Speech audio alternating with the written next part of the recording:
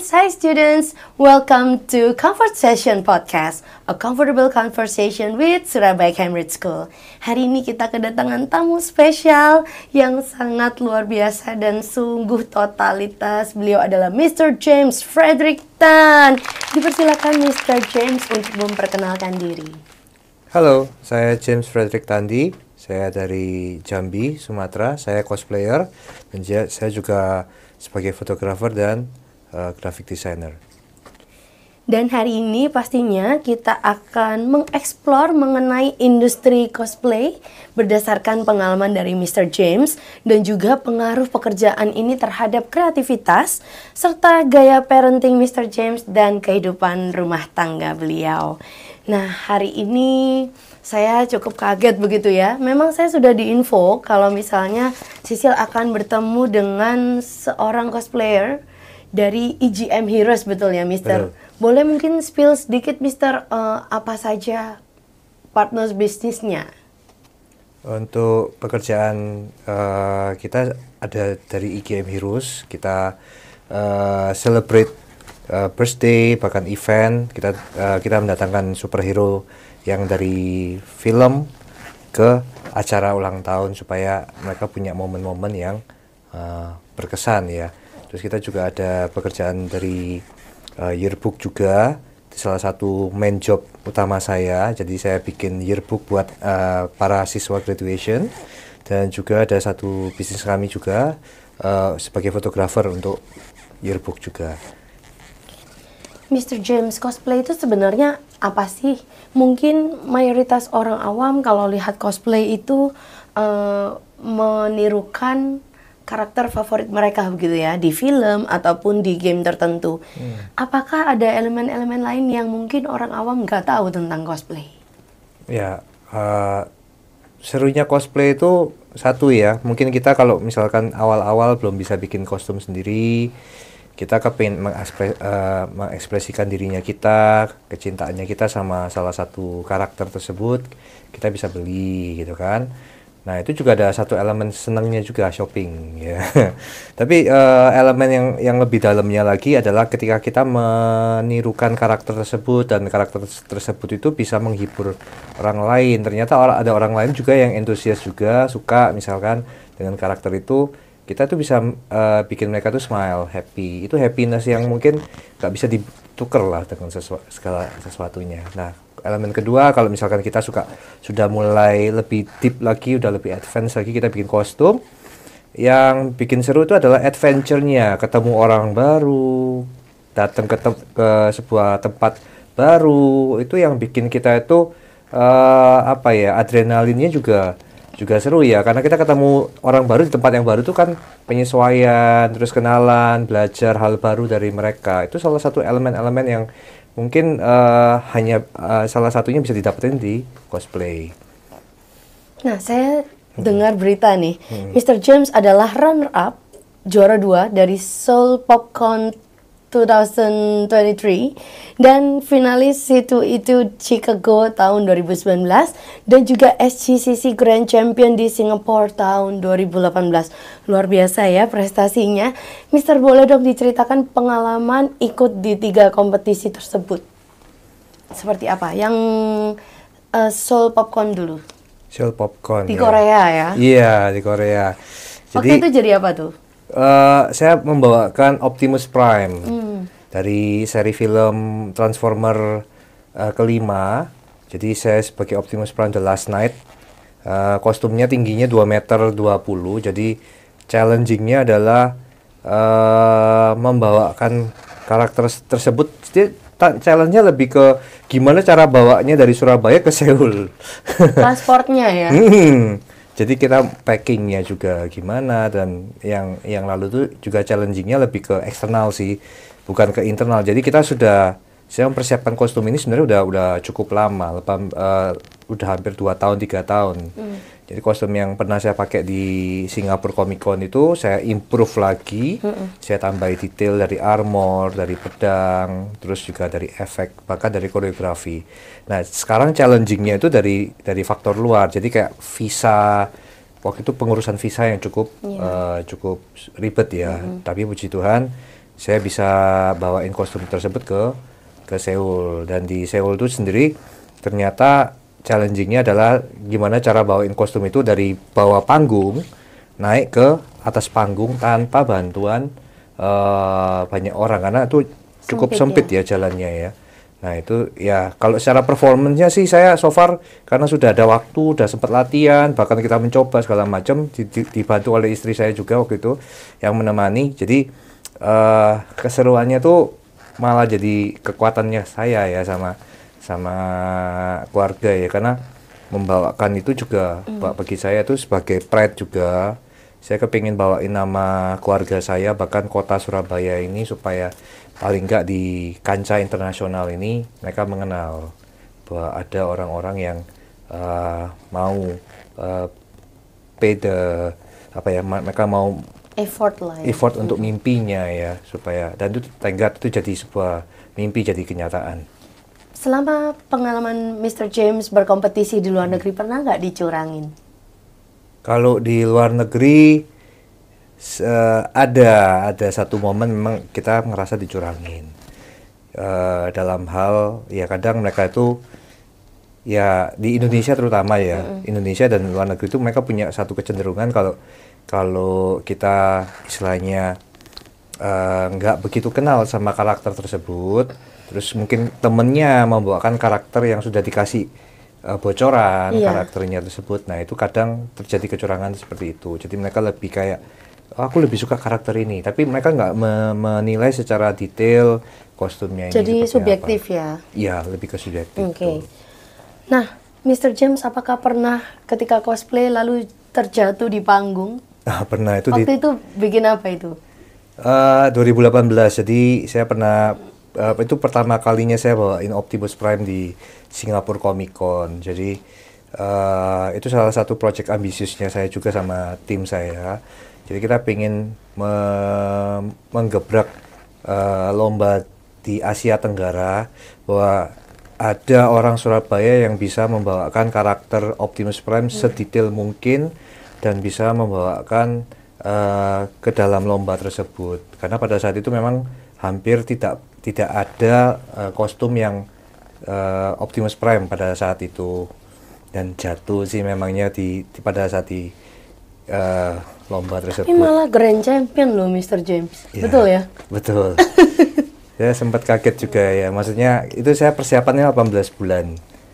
Jadi campur-campur pada saat saya membawakan kostum itu ya. Jadi jatuhnya itu pas pada saat saya mau final pose, dan pada saat saya mau salut terakhir jatuh lagi. Jadi 2 kali jatuh di atas panggung saya. Ya itu cukup shocking ya. Bikin trauma nggak sih Mr. James? Thank God sih ya ada, tapi justru pada saat itu enggak sih. Ketika saya justru harus jatuh dulu ya, berarti supaya kita fight. Iya. Nah, kostum 2,20 m itu ketika jatuh itu nggak semudah itu diangkat. Kita kalau istilahnya pingsan itu aja kita diangkat nggak cukup 2 orang yang angkat. Betul. Kita pasti 4 orang 6 orang. Waktu pada saat itu saya sama salah satu tim saya yang sama satu panitia tuh ngangkat saya, dan thank God berdiri lagi. itu yang momen-momen epicnya, untungnya itu berdiri lagi. Dan pada saat itu MC juga melihat ada terjadi kesalahan di situ, MC juga bantu support secara emosional, dan ternyata di audiens sana juga mereka nggak booing ya, kalau supportive. Iya, mereka nggak booing. Sometimes kan kalau kita jatuh pasti kan kayak audiensnya ngebu gitu ya.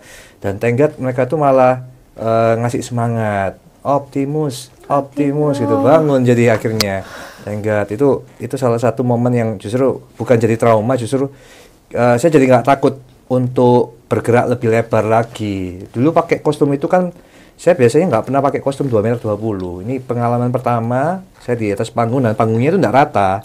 Jadi ketika diinjek itu dia ada level gini. Nah ketika saya jalan itu ketabrak kakinya, jatuhlah saya dari situ. Ya, pengalaman jatuh tuh harus kalau dari saya. Tapi itu berarti 2,20 m di kaki Mister ada tambahannya. Betul, levelingnya kakinya. itu. Nah, kakinya kurang lebih 45 cm ya. Heelsnya ibu-ibu kalah tuh. Oke, Ya. Mister, saya melihat di sini Mister best beyond lucky ya, karena you love, you good at it, and then you can be paid from what you love. Nah, and of course something that the world needs, karena ternyata ada demand untuk cosplay ini. Mister bisa bantu untuk event-event seperti birthday party yang tadi Mister James sudah sebutkan. Bagaimana cara Mister James akhirnya menemukan ini? Oh, this is my way. Sebenarnya udah terkubur dalam hati saya sih. Cuman pada saat ini kan memang kalau kita tinggal di khususnya di Indonesia ini kan kita nggak bisa sebebas itu menceritakan. Kita kepingin jadi superhero gitu kan. Kalau kita ceritain itu pada orang tua kita, pasti mereka akan kayak marahin kamu gitu loh. Mending lu cari kerja yang bener aja deh daripada kamu maksudnya bermimpi gitu kan. Mimpimu itu belum tentu akan memberikan kamu penghasilan. Nah, itu yang memang jadi beban ya. Nah, memang proses ya. Untuk saya bisa masuk ke menjadikan ini sebagai a living, itu juga memang perlu perkenalan, karakter, terus juga butuh market juga, butuh yang bantuin kita, rekomendasiin kita. Nah, itu salah satunya. Memang akhirnya kalau kita excellent dalam setiap apa yang kita kerjakan, itu akan lama-lama orang akan agree dengan apa yang kita cita-citakan ini ya. Jadi imbang akhirnya. Nah, apakah ini juga termasuk side hustle Mr. James atau pekerjaan full time? Karena kan kita tahu tuh tadi Mr. James ada 3 bisnis, ada Bebekto Kreatif, EGM Heroes, dan juga Memoru, betul ya? Moment by Memory. Bagaimana cara Mr. James untuk membagi waktu dengan bekerja dan juga dengan cosplaying ini? Ya, jadi kita ada bagi waktu tuh, misalnya kayak Senin sampai Kamis itu Bebekto. Jadi kita ada bagi jam kerja. Nah, kebetulan kan saya sebagai business owner, jadi memang kita punya tim juga yang backup kita. Jadi nggak sampai six day ya. Jadi kayak 4 hari kerjanya kita itu saya bisa bagi. Senin sampai Kamis nih Bebekto, Kamis malam sampai Jumat ini adalah Memoru gitu ya. Sabtu Minggu baru EGM Heroes. Jadi memang kita baginya di situ. Nah, kenapa akhirnya Mr. James memutuskan untuk terjun ke industri ini? Apa sih pemicunya ketika itu? Karena harusnya ketika itu boleh info dulu nggak berdirinya sejak kapan untuk cosplaying ini? EGM Heroes berdirinya dari 2015. Pemicunya sebenarnya dari kenangan di masa kecil saya. Jadi pada saat itu kan saya sering nonton film-film superhero waktu kecil. Zaman-zaman dulu yang menginspirasi salah satunya Power Rangers, Batman, terus Kamen Rider, Ultraman. Itu kan menginspirasi saya. Tapi saya cuma bisa lihat itu di TV. Saya nggak bisa lihat itu secara live action. Walaupun dulu tuh ada diundang ke televisi, diundang ke salah satu tempat. Kayak di Surabaya tuh dulu pernah ada Ghost Gate ya.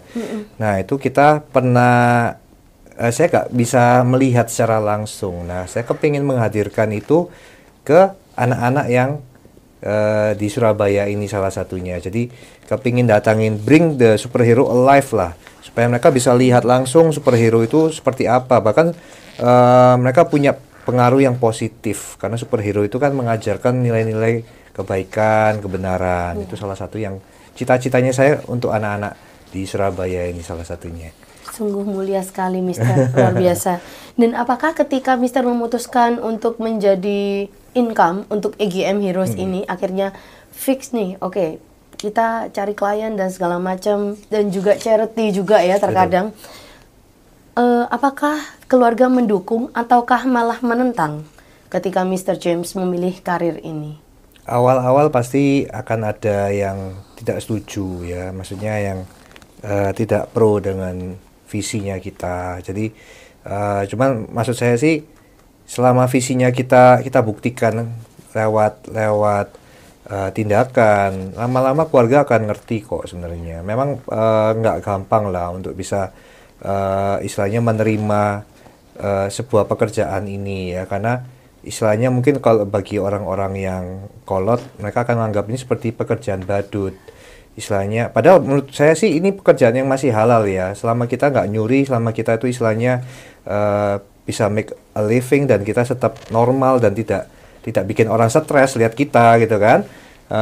Dan menurut saya ini kan sebagai dunia entertain ya, jadi saya punya cita-cita itu menghibur mereka lewat pekerjaan ini gitu kan. Dan thank God pelan-pelan it paid off lah, terbayarkan lah ya. Seperti Jadi itu. pastinya hal ini juga akan menjadi hal baik untuk teman-teman cosplayer di luar sana, Mister, yang mungkin juga punya passion di cosplay, supaya mereka juga bisa mengubah passion ini menjadi income untuk mereka. Luar biasa, Mister James. Sudah berapa kostum yang Mister James sudah buat? Di sosial media kan juga saya tadi dengar ada Batman, Iron Man, Power Rangers, Kamen Rider ya, sampai Sun Wukong. Kostum mana yang jadi favoritnya, Mister?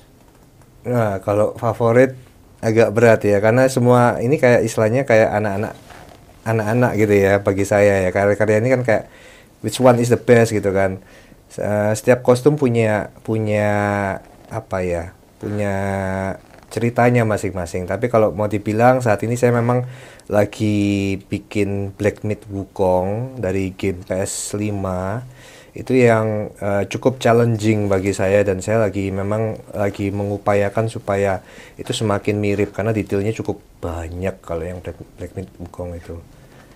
Nah, kalau untuk detail-detail itu, Mister buatnya sudah ada vendor atau harus desain dulu sendiri atau seperti apa? Desain sendiri. Justru yang di Black Myth Wukong ini saya secara overall ya, nggak cuma Black Myth Wukong ya, tapi sebenarnya dari kesenangan dulu, senang sama karakter tersebut, terus saya lihat apakah ini saya bisa improve apa dari sini. Terus yang kedua eksklusivitas. Maksud saya kalau saya memerankan sebuah karakter, saya kepingin karakter ini benar-benar bisa dibawakan dengan baik gitu loh, nggak cuman oleh orang banyak. Kadang kalau terlalu banyak yang memeranin kostum itu kayak istilahnya di mata orang udah kayak biasa aja. Contoh kayak kostum Iron Man gitu kan. Sometimes ada yang performing bagus, sometimes ada yang performing jelek juga kan. Nah, di Black Myth Wukong ini saya ketemu satu yang membuat saya challenging juga, yaitu mulai sketch gambar sendiri, detail sendiri, sampai belajar makeup juga dibantu sama istri saya, terus juga wig, jahit juga. Jadi banyak banget elemen-elemen yang di sini, dan ini saya merasa ter-challenge di kostum baru saya ini. Kalau untuk proses produksinya, berarti Mister tadi udah jelaskan juga, menggambar sendiri, detailing sendiri. Untuk pembuatan, apakah Mr. James buat semuanya sendiri atau ada tim? Ada tim. Jadi saya harus realistis juga ya. Sometimes ada project yang memang kalau kita garap sendiri kelamaan. Sedangkan ini kan pasti ada momennya, ada momentumnya. Ketika kita lewat momentumnya, kita udah hilang. Seperti itu. Jadi memang ada tim yang bantu backup saya. Jadi misalkan saya punya gambaran mau bikin kayak gini gitu kan, teman ada yang bantu bikin patternnya, satu ada yang bagian. Tapi kalau cutting masih saya sih, masih saya semua yang cutting. Jadi mereka bantu gambar. Bahkan anak saya juga saya ikutkan, saya libatkan di kostum kemarin ini. Wow. Jadi mereka juga belajar. Berapa, Mr. James? Yang nomor anak nomor berapa? Yang pertama dan kedua saya libatkan. Jadi mereka berarti juga pinter gambar nih. Enggak juga sebenarnya. Tapi menurut saya gini, karena kostum bagus apa enggak itu yang penting dampaknya. Maksud saya tuh anak-anak saya libatkan, walaupun mereka gambarnya pletot-pletot kayak gitu ya. Saya punya sebuah nilai emosional, saya bisa pakai hasil potongannya, karyanya mereka kayak gitu. Dan menurut saya itu something yang unik ya, yang saya bisa dapatkan di dalam cosplay gitu ya. Itu nilai sentimental yang buat saya. Jadi itu yang bikin saya akhirnya saya performin ini bukan karena kuat dan hebatnya saya, tapi karena ada support dari orang-orang terdekat saya juga. Many people behind you supporting you. Ya, mostly my family. Nah, kalau kita bicara industri cosplay, apa sih yang paling rewarding banget? Selain tadi Mr. James udah bilang mental support dan juga value yang seperti itu tadi, yang ketika anak-anak bisa bikin sesuatu kemudian Mister pakai, itu kayak tidak tergantikan gitu. Ada lagi nggak Mister? Another reward? Yang paling ya salah satu yang rewarding yaitu bisa melihat tempat-tempat baru. Saya memutuskan untuk bisa terjun di sini karena sometimes as a simple man ya, as a simple kids ya, even I'm an adult right now, but sometimes tuh kayak ada pekerjaan ini belum tentu saya bisa dapetin loh dari pekerjaan saya yang dua tadi itu ya, belum tentu saya bisa dapetin di situ. Contoh kayak waktu itu saya pernah diundang ikut lolos seleksi masuk di lomba Singapura waktu itu, waktu film premiernya Captain America Civil War. Nah, saya diundang sebagai kontestan yang lolos seleksi, dan saya tuh bisa lihat Marina Bay for the first time dan nginep di situ, which is saya kayaknya nggak mungkin deh saya bisa di situ gitu kan. Nah, itu salah satu yang rewarding. Bahkan yang kayak Chicago itu juga dari mimpi yang cuman di angan-angan gitu kan. Saya cuman berharap nanti suatu hari saya kalau bisa menangin satu lomba di Singapura ini, saya akan ke sana. Dan itu kayak mimpi jadi kenyataan. Itu kayak something yang nol, yang cuman ada di pikiran saya. Mungkin saya cuman tulis di kertas gitu, saya kepingin ini, saya doain Tuhan aku kepingin kesini gitu kan. Aku pengen bawain cosplayku ini di Chicago ini, dan ternyata tuh jadi sebuah kenyataan. Dan tuh I think itu yang membuat saya jadi berapi-api untuk bisa terjun dan mendalami bisnis ini. Kalau di dunia cosplay, tantangannya apa sih Mister? Dan bagaimana cara Mr. James untuk mengatasi tantangan ini? Tantangannya pasti waktu ya. Terus kita bagi waktunya gimana, cara menstabilkan gimana caranya kita tuh make a living, bayar tagihan, sama gimana cara menyeimbangkan sama senangnya kita sama hobi ini gitu kan. Terus gimana caranya kita ini kadang ya lebih ke waktu sih, manajemen waktu itu salah satunya. Terus kedua mungkin ya lebih ke skill teknologi yang mungkin di sini belum ada gitu kan, gimana caranya kita bikinnya ini. Makanya kadang ketika ketemu sama cosplayer luar, sama beberapa yang dari Asia, ada yang dari Amerika, itu mereka juga bingung, kok bisa kamu bikin kayak gini? Ya itu karena keterbatasan teknologinya kita. Contoh kayak kakinya si Optimus gitu kan, kalau di luar mereka ada sistem kayak enggrang gitu, udah sistematis, jadi udah ada torsinya gitu kan, jadi nggak bisa kesandung gitu kan. Kalau di kita ngelas besi dari yang nol putul, ini gimana caranya bisa gerak, dikasih pegas, dikasih apa tuh kayak pengait supaya dia bisa lentur kayak kakinya kita. Jadi makanya kita tuker ilmunya di situ. Itu yang bikin seru. Wow, we've got a lot of values from just cosplay. Ternyata cosplay tidak hanya cosplay ya, many things that we can learn. Oke, Mr. James. Nah, kalau passion dari Mr. James untuk industri cosplay ini, apa sih dampak yang ingin Mr. James berikan untuk diri sendiri, kemudian juga keluarga, kemudian juga untuk orang-orang sekitarnya? Dampak seperti apa yang ingin Mr. James bagikan melalui passion sebagai seorang cosplayer? Iya. Saya ingat waktu lalu tuh sebelum saya nikah sama istri saya tuh kayak ada something yang memang secara spiritual saya doa sama Tuhan, saya ngomong gini, Tuhan, this is my birthday, dan I want one thing Lord, that kalau nanti James jadi superhero cosplaying, satu hal yang kepingin James highlight yaitu James kepingin jadi sosok superhero yang benar-benar buat keluarga, buat anak-anak terutama. Jadi anak-anak dan keluarga saya dan cucu saya nanti akan mengingat saya sebagai sosok superhero.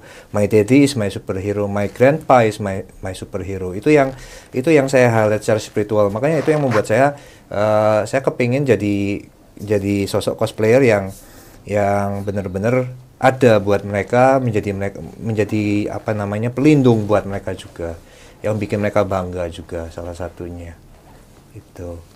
Nah, pastinya sebagai seorang cosplayer kita juga dituntut untuk selalu menjadi kreatif ya, Mr. James. Apakah ada transferable skills atau keterampilan dari cosplay yang akhirnya mensupport dua pekerjaan lain dari Mr. James tadi? Iya, creative thinking, terus detail ya, karena yang sering saya lihat itu kepake semua itu, kayak detailingnya gimana, konseptor ya salah satunya ya. Jadi gimana konsepnya, gimana cara eksekusinya, itu selalu berhubungan. Jadi kalau misalkan kita mau bikin kostum ini, si A nih, gimana cara konsepnya, di mana referensinya, terus gimana cara eksekusinya, bahan apa aja yang bisa kita pakai. Nah, itu yang akhirnya kepake juga di dalam Bebokto yearbook, bahkan memori fotografi saya untuk bisa membuat sebuah foto yang bagus. Nah, jadi memang detail-detail itu juga yang membuat saya ada sampai saat ini. Nah, parents and students pastinya penasaran kan siapa sih Mr. James di balik sosok Batman yang ada di sampingnya Sisil sekarang. Nah, sekarang Mr. James akan buka di 3, 2, 1. Wah, halo Mr. James. Halo Sisil, halo. Welcome aboard. Nah, Mr. James, setelah mungkin Mr. James akhirnya reveal his true identity, pasti para murid-murid SCS di sini pasti juga ada yang kepingin tuh Mister untuk ikut juga punya passion, pengen cosplay juga as a professional like you. Ada nggak tips and tricks? Maksudnya emang baiknya di usia berapa sih kita bisa memulai untuk bisa ikut cosplay? Oke, selama cosplay ini untuk usia ya, orang tuanya kalau aware with pop culture, I think sedini mungkin nggak apa-apa, itu melatih PD-nya mereka untuk di publik. Terus kalau misalkan kalian memulainya di usia mungkin sudah remaja atau mungkin dewasa, pilih karakter yang kalian benar-benar senang, so you can live the character. Itu tipsnya mungkin sedetail mungkin, semirip mungkin. Jangan dibelok-belokin. Misalkan contoh, kita suka karakter apa nih? Misalkan kita suka karakter Fantastic Beasts misalkan. Nah, kalian kepengen jadi magician-nya, sebisa mungkin, semirip mungkin. Jadi itu akan respect juga buat orang-orang lain yang lihat gitu kan. Jadi mereka akan, oh ini karakter ini. Jadi jangan sampai mereka tuh ambigu, dan tidak selalu tuh harus karakter Jepang semua ya, nggak harus karakter-karakter anime semua. Sometimes tuh cosplay yang dari luar negeri juga, yang kayak dari West itu juga bisa. Jadi dari film-film nggak harus kartun, tapi western juga banyak kok pilihannya, seperti itu. Mungkin juga karakter Indonesia seperti Gatot Kaca atau Ratu Pantai Selatan. Wah, juga bisa ya, Mister ya. Pocong ya. Takut. Nah, okay. Mr. James, apakah ada dari putra-putri Mr. James, ada 3 ya anak-anaknya ya? Nah, apakah ada dari mereka yang juga kepingin terjun ke cosplay? Iya, mereka most of my girls ini mereka suka. Oh, cewek-cewek semua ya? Iya, cewek-cewek. Oh, cute. 2 cewek ini, cece-cece ini mereka suka cosplay, dan ternyata itu membuat mereka juga lebih pede, terus mereka juga bisa membaur, dan mereka bisa ekspresi karena mereka nonton film terus mereka menghidupkan karakter tersebut ketika mereka pakai kostumnya. Nah, itu mereka seneng banget. Nah, itu salah satu kecintaan yang saya tanamkan ke anak-anak. Nah, Sisil lihat nih, istrinya Mr. James mendampingi di sana. Halo. Nah, Mr. sebelum menikah atau setelah menikah sudah mulai cosplay? Setelah pas mau nikah. Oh, jadi, pas mau nikah. Pas prewed malah. Apakah istri juga penggemar cosplay? Enggak. Oh, enggak. Tapi support ya, mendukung sekali ya. Ya, thank God. Oh, thank God. Oke, bagaimana reaksi istri saat dulu Mr. James akhirnya memutuskan untuk menekuni industri cosplay? Apakah, jangan ya, nggak bisa kayak gitu, atau oh ya nggak apa-apa kita coba gitu. Seperti apa waktu tentu itu? pasti ada kontranya ya. Jadi awal-awal juga pada umumnya, sewajar-wajarnya manusia pada umumnya, dia pasti akan mikir gak usah deh, mending gak perlu deh. Jadi ya itu yang memang butuh waktu untuk bisa menerima. Tapi puji Tuhan, dia sudah mulai bisa menerima, mensupport, bahkan juga mendukung anak-anak kami juga untuk bisa cosplay. Ya, jadi dukungan istri dalam mengerjakan cosplay ini apa saja? Selain mungkin make up begitu. Yang pasti sih memang waktu ya. Dia kan juga ibu rumah tangga yang aktif, businesswoman yang juga aktif juga. Dia cukup banyak kesita, tapi dia masih mau nyediain waktu, bahkan dia mau bantuin untuk istilahnya menyiapkan kostum, membuatkan kostum juga bareng-bareng, kita ngerjain bareng. Itu yang amazing ya, nggak semua wanita mau seperti itu ya kadang. Dan juga pastinya dukungan emosional ya. Of course, yes. Ketika yang waktu Soul Popcorn, kemudian yang di Chicago, istri ikut? Ikut. Wow. Ikut. Number one supporter ya. Yes. Luar biasa. Nah, kalau anak-anak nih, all the girls at home, reaksi mereka memiliki seorang papa yang adalah superhero. Nah, bagaimana perasaan mereka? Mereka kalau saya lihat ya, karena kan sometimes saya pernah datang ke sekolahnya mereka pakai kostum. Dan istilahnya teman-temannya jadi penasaran, wih, ini karakter yang ada di film muncul sekarang di sekolah gitu kan. Nah, mereka dengan bangganya mereka mencerita, that's my dad gitu kan. Nah, jadi mereka juga ada proudnya juga sama dadnya. Jadi itu yang jadi buat mereka tuh kayak, oh, my friend now look at me as kayak papanya ini superhero gitu superhero's kan. Daughter ya. Aku kan juga pengen gitu kayak gitu. Iya. Dan memang mereka sudah mulai tertarik ya untuk cosplay ya. Yang kakak-kakaknya ya. Iya. Mau menjadi karakter apa mereka biasanya? Mereka so far ini dari Spy X Family, jadi Anya. Iya. Ada yang jadi Star Wars juga, jadi Jedi-nya juga kayak gitu. Rambutnya pink kalau Anya ya. Oke. Nah, Mr. James pernah nggak cosplay satu keluarga? Iya, pernah. Waktu itu jadi apa? Star Wars. Jadi kita jadi kayak para Jedi. Nah, itu kayak para lightsaber yang ya Jedi-nya itu. Bentar, Jedi itu yang baju putih? Banyak sih. Atau jadi, yang hitam? Yang bisa ngeluarin force, yang bisa ngerakin barang-barang. Mama juga? Iya. Wow. Saya nanti mau di-spill ya fotonya. Iya. Penasaran ya. Nanti kita munculkan di sini, editor. Oke, nanti mungkin boleh mampir ke Instagram account pribadinya Mr. James juga ya. Boleh banget. @JamesFrederick Tan. Yes. Ya, @JamesFrederick Tan. Oke. Nah, Mr. James, apakah profesi dan passion cosplaying ini juga mempengaruhi cara Mr. James untuk membesarkan putri-putrinya? Iya, untuk anak-anak saya 2 wanita dan 1 cowok ini saya lebih hati-hati karena ketika membawakan karakter superhero ini di luar itu kan saya menginspirasi orang luar, tapi di rumah mereka juga tahu saya juga sebagai superhero, nggak boleh cuma sebagai profesi, tapi juga sebagai karakter figur ayah. Jadi kayak nilai kejujuran, kalau kita ngomong apa ke mereka kita tepatin gitu loh. Jadi mereka saya tanamkan dari sejak dini itu kejujuran, jujur walaupun kamu nggak bisa, walaupun kamu mungkin masih nggak sempurna, kamu harus berusaha semaksimal mungkin ya. Jujur salah satu modal. Terus kedua juga mereka nggak boleh gampang menyerah. Jadi saya pun juga nggak boleh gampang menyerah sama mereka. Harus belajar lebih kontrol emosi ke mereka, juga harus belajar untuk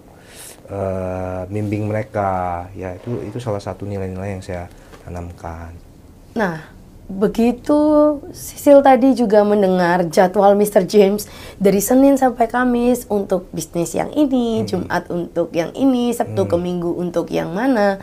Bagaimana cara Mr. James untuk arrange waktunya antara the jobs and your duty as a father and also as a husband? Ya, jadi kita tetap baginya jam kerja ya, jam kerja. Sometimes memang ada overtime istilahnya. Tapi ketika saya udah masuk ke rumah, ketika sudah masuk ke kamar, ya saya sudah lepas atribut saya sebagai pekerjaan itu. Jadi saya kasih waktu mereka, waktu saya ke mereka. Jadi bisa kayak kita makan bareng, doa bareng sama mereka, listening to apa yang mereka lakuin selama hari itu. Jadi kita bisa kok, asal kita tuh mau effort ke situ. Nggak sempurna sih, sometimes masih jatuh bangun, sometimes bisa kebablasan kerjanya, tapi at least kita mengarah ke situ gitu ya. Jadi bukan alasan kalau kita punya 3 terus kita nggak punya waktu buat mereka, nggak bisa. Harus kasih waktu, kita harus bayar harga istilahnya untuk itu. Agree to that. Mr. James, saya pernah tahu sebuah quote, find a job you enjoy doing and you will never have to work a day in your life. Apakah Mr. James setuju dengan quote itu? Ya, so far setuju sekali karena 3 pekerjaan ini lahir dari hal tersebut. Karena kalau kita nggak senang kita kerjain, kita terbeban. Maksudnya kita terpaksa. Sedangkan kalau kita suka, tapi kalau kita juga nggak excellent di situ, kita juga akhirnya nggak maksimal, klien dirugikan. Jadi menurut saya sih lebih penting kamu suka dan kamu bisa menghasilkan impact buat orang tersebut. Tanpa itu, ya apa yang kamu kerjain kayak wasting, ya sia-sia. Tapi apakah dari ketiga pekerjaan yang Mr. James ini really enjoy to do and to work with, apakah ada stres, ada tekanan, atau perasaan apa yang mungkin challenging? Pasti ya, karena nggak semua pekerjaan kita yang kita lakukan ini kan kadang diterima dengan baik sama orang lain gitu ya. Sometimes pekerjaannya kita ini istilahnya bagi mereka itu sepele gitu ya. Contoh kayak kita cosplay, bagi mereka itu gitu-gitu aja gitu. You cannot be rich karena kamu cosplay gitu kan. Tapi ada satu hal lagi nih, kamu nggak bisa mencapai mimpi loh lewat pekerjaan yang kamu kerjakan saat belum tentu gitu kan. Maksudnya kalau cosplay ini salah satu ya, saya bisa melihat bahwa banyak mimpi-mimpi saya terjadi dari situ dan itu belum bisa ditukar sama uang. Dan itu nggak cuma ngomongin nominalnya, tapi itu salah satu yang mungkin menurut saya dari yang nggak ada jadi ada. Itu yang membuat saya juga mau bertahan dalam bisnis ini. Dan kalau kita mau jujur, pekerjaan ini memang pasti akan ada yang stress level. Kayak kita mempersiapkan kostum, waktunya mepet, terus ini udah harus show must go on gitu kan. Hal-hal seperti itu kan akan stressful. Tapi selama ini saya melihat nggak ada satupun stres itu nggak bikin kita itu jadi lebih baik. Kalau istilahnya kalau hal ini nggak bunuh kamu, itu akan bikin kamu lebih kuat. Nah itu salah satunya. Jadi most of the time pekerjaan saya very stressful. Tapi so far asal ada keluarga inti saya yang support, terus mereka juga bisa istilahnya helping saya, supporting saya, menurut saya itu udah cukup sih. Dan itu pasti akan jadi berkembang lebih baik, saya percaya. Oke. Alright, Mr. James, last question for you. Apa tips dan triknya untuk para parents di luar sana yang pastinya juga sibuk bekerja, tapi untuk bisa selalu make time and work for the time untuk spend waktu quality time bersama dengan putra-putri mereka? Silakan. Oke, yang pasti sih listening ya. Itu salah satu ilmu yang nggak mungkin nggak kepake. Jadi ketika mereka lagi cerita, ketika mereka lagi telling you something, give your both ears and heart to them ya. Jadi gak usah dijudging dulu, walaupun mereka mungkin kayak bikin hal-hal yang konyol yang buat kamu tuh mungkin bikin emosi, bikin marah. Itu hal-hal yang perlu disampaikan. Nah, kita baru bisa ngomong komunikasi, karena kalau kita nggak listening nggak akan muncul komunikasi. Jadi akar rootnya dulu kita mesti benerin. mendengarkan mereka, kasih waktu ke mereka, sehingga apa yang mereka sampaikan tuh kita mungkin belum tentu jawabannya kita itu bisa menyelesaikan masalahnya mereka, tapi paling enggak dari situ kita akan struggling bareng as a family, as a team. Itu yang bikin keluarga itu bisa jadi utuh. Karena sometimes ketika mereka sampaikan belum tentu itu yang mereka sampaikan. Sometimes mereka cuma kepingin didengar. Nah, itu salah satu yang saya terapkan di keluarga saya, mendengarkan mereka, apa yang mereka mau ngomongin. Nah, sometimes your opinion memang mungkin nggak jadi yang utama ya, tapi paling nggak you there, kamu ada buat mereka pada saat itu.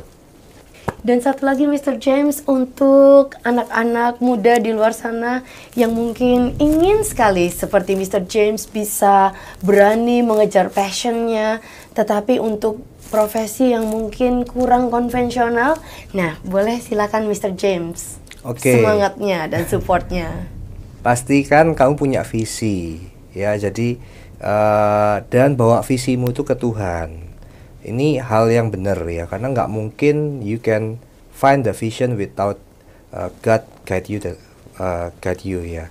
Dan percaya ketika kamu sudah ada visi dan kamu serahkan itu ke Tuhan, kamu doakan itu, kamu kerjakan dengan sungguh-sungguh bagianmu. Walaupun Tuhan, aku cuma bisa saat ini cuma bisa gambar, aku nggak tahu cara motongnya, nggak tahu cara ngewarnainnya, gimana caranya nih merangkai jadi satu. It's okay, step by step kamu berproses. Jadi belajarlah untuk percaya sama mimpimu. Kalau memang itu dari Tuhan buat kamu, upayakan, fight for it. Walaupun mungkin sometimes nggak semua orang kan mendukung kamu. Nah, ketika kamu nggak ada dukungan, pada saat kamu nggak ada dukungan, belajarlah untuk bisa bertahan. Walaupun mungkin dilarang gitu kan. Saya juga pernah ngalamin masa-masa dilarang, tapi percayalah masa-masa itu akan lewat ketika kamu membuktikan dengan ketekunanmu. Karena ketekunan ini akan dibuktikan lewat waktu.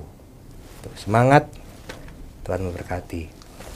Well, thank you so much Mr. James. Amen to that. Dan pastinya kita hari ini banyak belajar di mana mungkin passion itu tidak hanya menjadi angan-angan, tapi kita harus bisa wujudkan dan kita harus berani mencoba, jangan takut untuk mencoba. Dan untuk para parents di luar sana pastinya juga untuk lebih listen and give both of your ears and your heart to your children. Alright, thank you so much Mr. James for being here at Conversation Podcast. Jangan lupa untuk selalu saksikan video-video kami di channel YouTube Surabaya Cambridge School. Don't forget to like and subscribe. Bye-bye!